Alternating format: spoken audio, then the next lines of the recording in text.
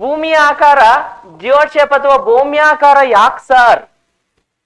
ಯಾಕಂದ್ರೆ ನಾವು ಸುಮ್ನೆ ಅದನ್ನ ನಾವು ಆಕಾರವನ್ನು ಕೊಡಲ್ಲ. ಹಾಗಾದ್ರೆ ಜಿಯೋಡ್ ಶೇಪ್ ಅಥವಾ ಭೂಮ್ಯಾಕಾರ ಅಂದ್ರೆ ಏನಪ್ಪಾ ಅಂದ್ರೆ ತುಂಬಾ ಸಿಂಪಲ್. ಈ ಒಂದು ಭೂಮಿ ಎನ್ನುವಂತ ಗ್ರಹ ಏನಿದೆ, ಯಾಕಂದ್ರೆ ಭೂಮಿ ಒಂದು ಏನು ಅಂತ ಕೇಳ್ತಾನೆ, ಇದೊಂದು ಕ್ಲಿಯರ್ ಗ್ರಹ ಇದು.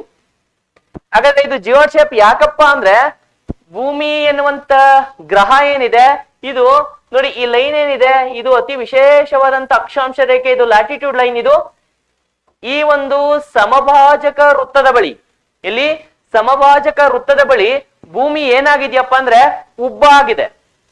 ಆದ್ರೆ ಎರಡು ಪೋಲ್ ಧ್ರುವಗಳ ಬಳಿ ಹೋದಂತೆ, ಎರಡು ಧ್ರುವಗಳ ಬಳಿ ಹೋದಂತೆ ಈ ಒಂದು ಭೂಮಿ ಏನಾಗಿದೆಯಪ್ಪ ಅಂದ್ರೆ ಚಪ್ಪಟೆ ಆಗಿದೆ, ಫ್ಲಾಟ್ ಶೇಪ್ ಅಲ್ಲಿ ಇದೆ. ಅದಕ್ಕೋಸ್ಕರ ನಾವು ಭೂಮಿಯನ್ನು ಏನಂತ ಕರಿತೀವಪ್ಪ ಅಂದ್ರೆ ಭೌಮ್ಯಾಕಾರ ಅಂತ ಕರಿತೀವಿ. ಹಾಗಾದ್ರೆ ಕ್ವಶನ್, ಭೂಮಿಯ ಆಕಾರ ಯಾವುದು ಅಂತ ಕೇಳ್ತಾನೆ ಪೊಲೀಸ್ ಕಾನ್ಸ್ಟೇಬಲ್ ಎಕ್ಸಾಮ್ ಅಲ್ಲಿ ಅಥವಾ ತುಂಬಾ ಕಡಿಮೆ ಲೆವೆಲ್ ಎಕ್ಸಾಮ್ಗಳಲ್ಲಿ. ಸೊ ಭೂಮಿಯ ಆಕಾರ ಯಾವುದು ಅಂತ ಕೇಳ್ತಾನೆ, ಅದನ್ನ ಭೌಮ್ಯಾಕಾರ ಅಂತ ಕರಿತೀವಿ. ಲಾಸ್ಟ್ PSI ಎಕ್ಸಾಮ್ ಅಲ್ಲಿ ಏನ್ ಕ್ವಶನ್ ಕೇಳಿದ್ದ, ಭೌಮ್ಯಾಕಾರವೆಂದರೆ ಏನು ಅಂತ ಕೇಳ್ತಾರೆ. ಭೌಮ್ಯಾಕಾರವೆಂದರೆ ಏನಪ್ಪಾ ಅಂದ್ರೆ ತುಂಬಾ ಸಿಂಪಲ್. ಭೂಮಿ ಸಮಭಾಜಕ ವೃತ್ತದ ಬಳಿ, ನೋಡಿ ಈ ಭಾಗ ಸಮಭಾಜಕ ವೃತ್ತದ ಬಳಿ ಭೂಮಿ ಉಬ್ಬಾಗಿರುತ್ತೆ. ಆದ್ರೆ ಎರಡೂ ಧ್ರುವಗಳ ಬಳಿ ಹೋದಂತೆ ಭೂಮಿ ಏನಾಗಿರುತ್ತಪ್ಪ ಅಂದ್ರೆ ಚಪ್ಪಟೆಯಾಗಿರುತ್ತೆ. ಏನಾಗಿರುತ್ತೆ? ಚಪ್ಪಟೆಯಾಗಿರುತ್ತೆ.